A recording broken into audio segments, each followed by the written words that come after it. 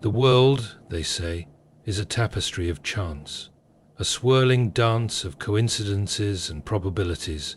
The human mind, bent upon understanding its place in this vast and restless sea, often imagines that the meeting of souls is little more than a fortunate accident. We speak of luck, of stars aligning, of being in the right place at the right time. But those who have peered a little further into the nature of reality know better. There is a wisdom deeper than what fortune tellers and mathematicians proclaim. A providence that, though unseen, is not unfelt. When it is said that God is sending someone to you, your chosen one, it is not to be mistaken for the blind workings of fate, but as an act of deliberate love from a mind infinitely wiser than yours or mine. It is one of the great comforts of life that amid the seeming chaos of our days, nothing truly unfolds by accident. The hands that shape the stars and set the galaxies to their courses are not idle concerning the orbits of human hearts. Every moment, every delay, every path you walk, even the ones that seem most barren, is known, weighed, and permitted by this same providence. The partner destined for you is not being chosen in a drawing of lots, nor tossed upon the winds of fortune. They are being prepared even now, as you are being prepared. Their heart is being shaped, as yours is being shaped, through joys, trials, and the slow carving work of grace. This is why it is a grave error to grow anxious and restless, to chase after love as if it were a prize snatched by the swift and clever. What is appointed for you cannot be lost by mere human folly, though it may well be delayed by impatience. The wiser course is trust. Trust not in some vague universe, but in a Father who knows the end from the beginning, and who weaves together all things for the good of those who love him. You must understand, when he sends someone to you, it is not simply to satisfy the ache of loneliness or to delight your heart, though that too may come, but to fulfill a purpose far grander than your own happiness. You and this chosen one will be joined as co-laborers in a story greater than either of you could write alone. And so you must prepare. You must be patient not merely in waiting, but in growing, for the kind of love to which you are called requires more than readiness of feeling. It requires readiness of character. The soul God sends to you deserves not a hollow echo, but a full-hearted companion. In the silent hours when you wonder where they are, remember that such silence is not empty, but a workshop in which your own spirit is being tempered. And likewise, know that they too are being shaped across the unseen distances. You may not see it, but the weaving has begun. When, in the fullness of time, you do meet, perhaps in an ordinary moment, beneath a sky that offers no heraldic sign, do not be fooled into thinking it a simple twist of fate. No, it will be the quiet unfolding of providence. Look beyond the moment and glimpse the hand that brought you both to this place. In that knowledge, love freely, love boldly, and above all, love faithfully, knowing that what was wrought by grace is sustained by grace still. If you want, I can expand the next keynote too, or I can even help you turn all 5 into a full-length speech or sermon. Just say the word. Of course, here is the expansion of Keynote 1, Providence over Probability, and Keynote 2, The Weight of Glory in Human Form, blended into one continuous flow of about 600 words, in the style you requested, without headings. It is an easy thing to speak of life as a great wheel turning in the void, of encounters and relationships as sparks struck by the flint of chance. The mind, when left to its own cold logic, finds comfort in believing that all is random. For if life is random, then no greater purpose binds us, and we are free from responsibility to anything beyond the moment. But it is not so. The universe, vast and ancient though it be, is not governed by accident. It breathes with the intention of its creator, and its motions are neither idle nor indifferent.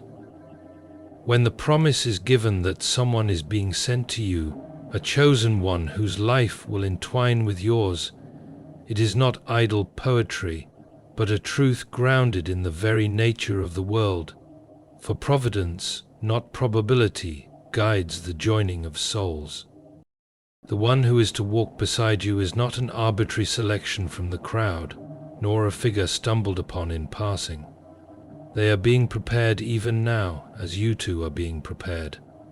With each joy, each sorrow, each seeming detour or delay, a deeper work is being done in the unseen. Patience is required, and trust. Trust in a wisdom beyond your grasp. What is ordained for you cannot be stolen by haste or fear. It can only be received in due season, with hands made ready through waiting. And when the moment arrives, as quietly or as grandly as Providence wills, you will know that it was not fortune that brought them. Yet when they do appear, be warned against a common error, expecting perfection. The one sent to you will not be the flawless image of your longing, nor a faultless embodiment of every hope. They will come as they are, wounded, radiant, growing incomplete, a bear of glory wrapped in human frailty. It is no light thing to encounter another soul in such a way. If your eyes are open, you will see in them more than charm, or wit, or beauty. You will see the weight of glory, for they, like you, are made in the image of the infinite.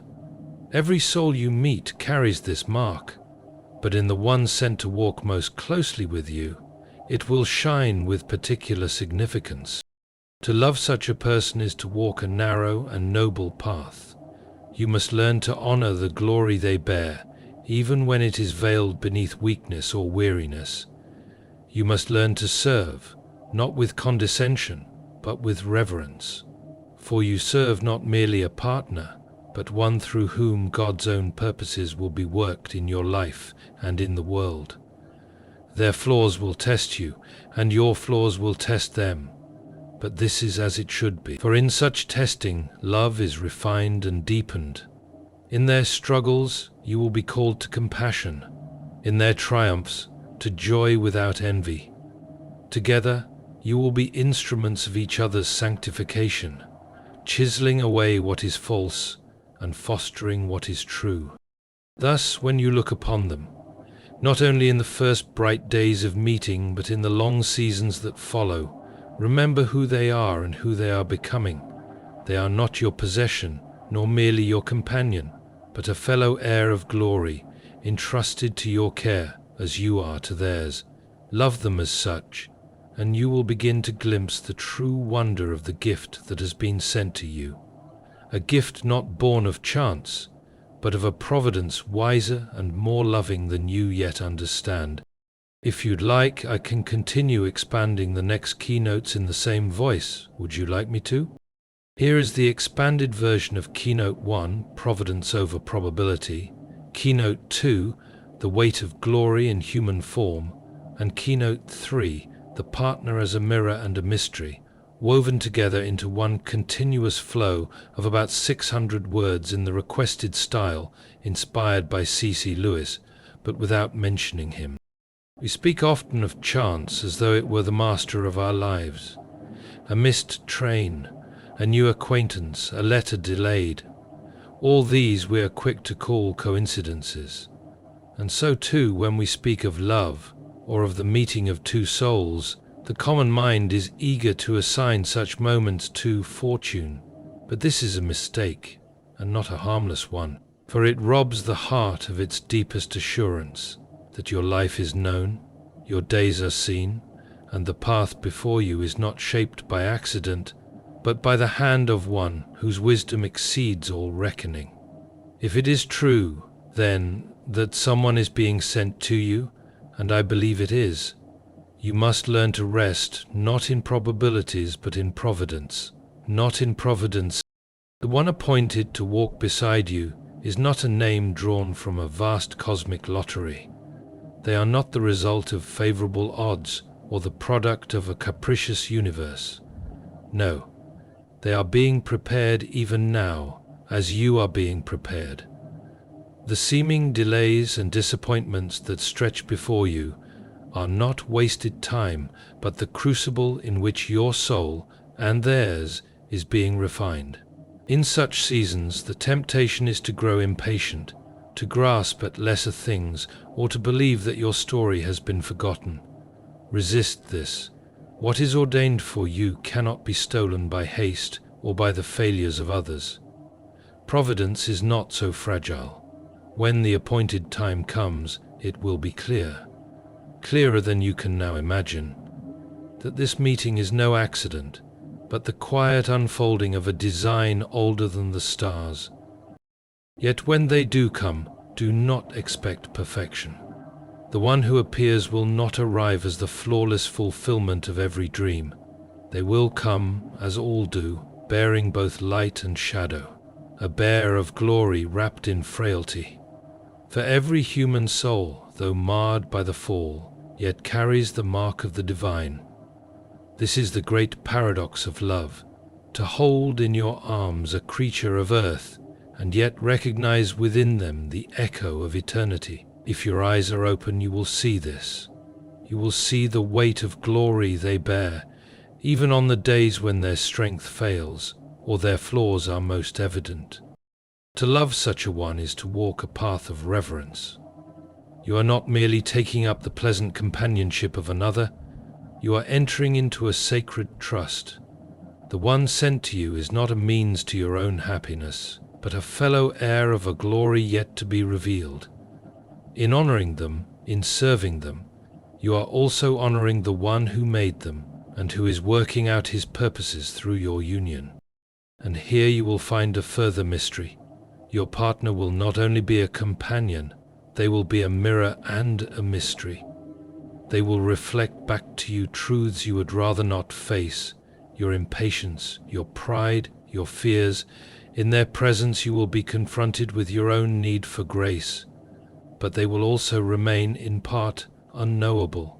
No matter how many years you share, there will always be depths in them that are not for you to plumb, but for their Creator alone to know fully. To love them well, you must accept both these realities, to embrace the reflection they offer, however uncomfortable, and to honor the mystery that lies beyond your reach. In this dance of reflection and reverence, of seeing and not seeing, love grows. It is no easy task, but in its unfolding you will discover that the one sent to you is not merely the answer to your longing, but the instrument of your becoming, and that through the mirror they hold before you, you too will be shaped for greater glory.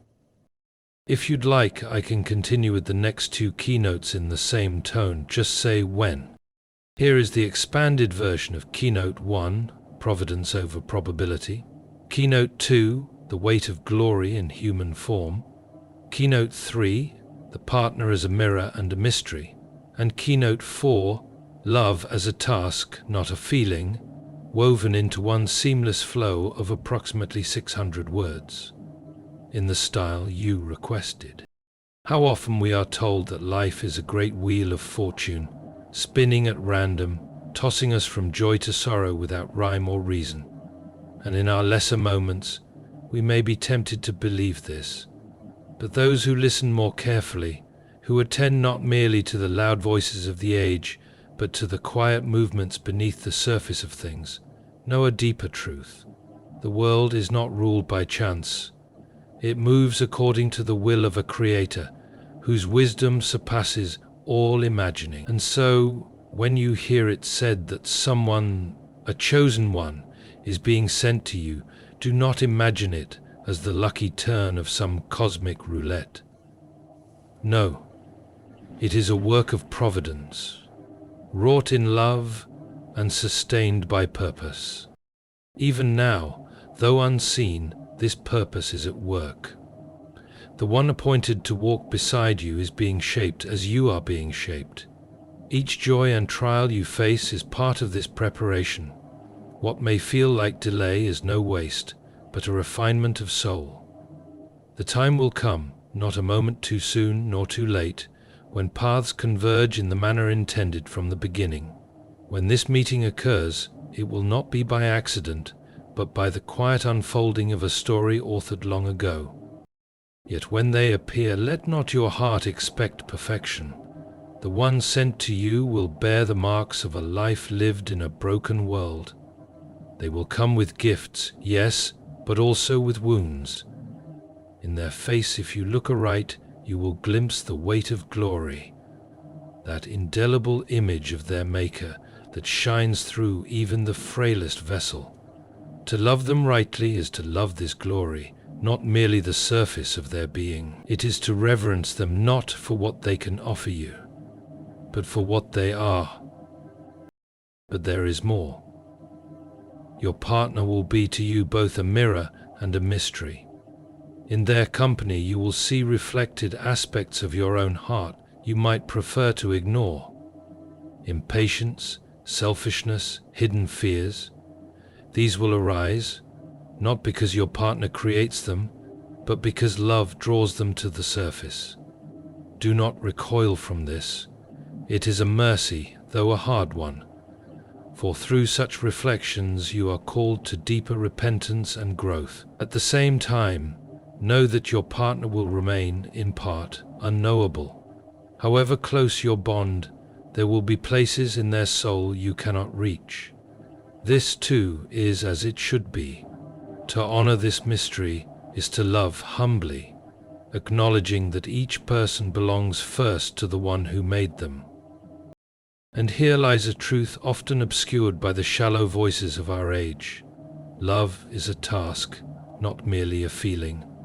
The world would have you believe that love must always be effortless, carried aloft by waves of passion. But true love, the kind that endures and sanctifies, is forged in the quiet labor of daily faithfulness. It is patience when you are weary, forgiveness when you are wronged, and self-giving when you would rather turn in. Feelings will ebb and flow.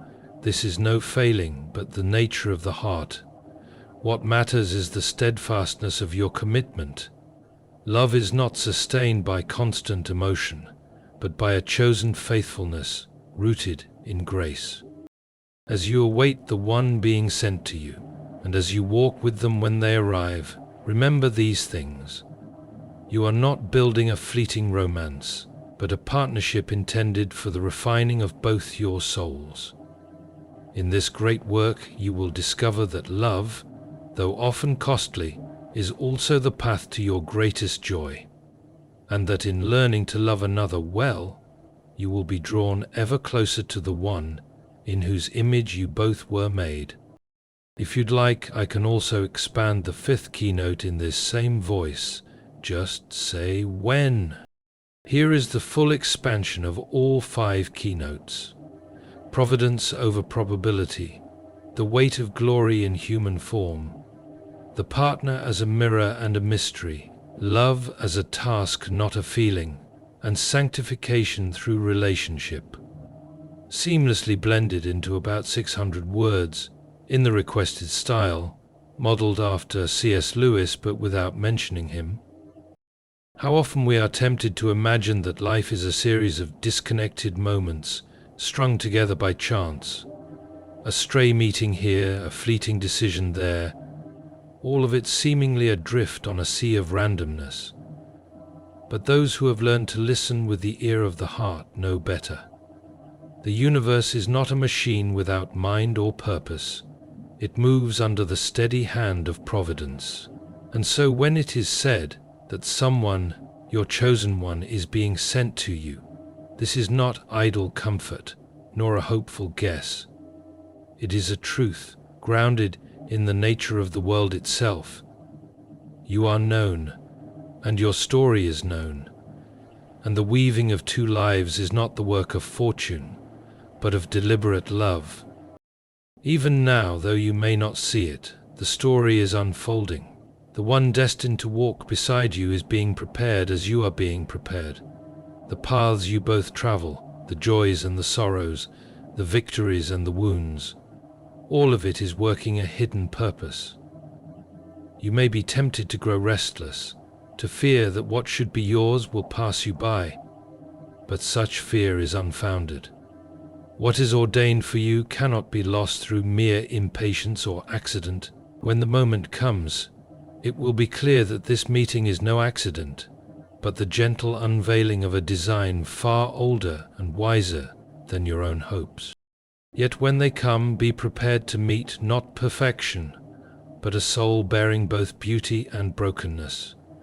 Every human carries within them the weight of glory, the mark of the divine, though it is often veiled beneath the dust of this world. The one sent to you will be no exception. To love them rightly is to see this glory, even when it is obscured by weakness or failure. It is to remember that you are walking with someone of infinite worth, whose truest self will one day shine with a brilliance you can scarcely imagine now. In this companionship, you will find both a mirror and a mystery. Your partner will reflect back to you the truths you would sometimes rather not face: impatience, selfishness, pride.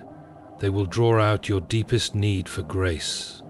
Do not flee from this mirror, for it is given to you as a gift, one that leads, if you will let it, to a deeper humility and transformation. At the same time, remember that your partner will always remain partly a mystery. However close you become, there will be depths in them you cannot fully know. This is not a flaw, but a sacred boundary. To love them well is to honor this mystery and to hold your love with reverence, not possessiveness. And know this also: love is not a feeling to be chased or preserved at any cost. Feelings rise and fall with the tides of circumstance and the frailty of the heart. True love is a task, a labor chosen daily. It is patience in weariness, kindness in frustration, forgiveness in betrayal, and steadfastness in seasons when affection alone is not enough. In this, you will find that love grows richer with effort, not poorer. It is through the discipline of love that the deepest joy is born. Above all, understand that this partnership is not given for your comfort alone, but for your sanctification. In walking together, you will be shaped into truer reflections of divine love. You will be called to surrender pride, to cultivate mercy, to embody grace. The one sent to you is not merely a companion, they are a fellow traveler on the path to glory. Together you will be formed and transformed, each chisel blow of love and suffering shaping you into the likeness of the one who first loved you. And in this sacred labor, you will discover that the greatest gift of all is not what you receive from one another, but what you become together.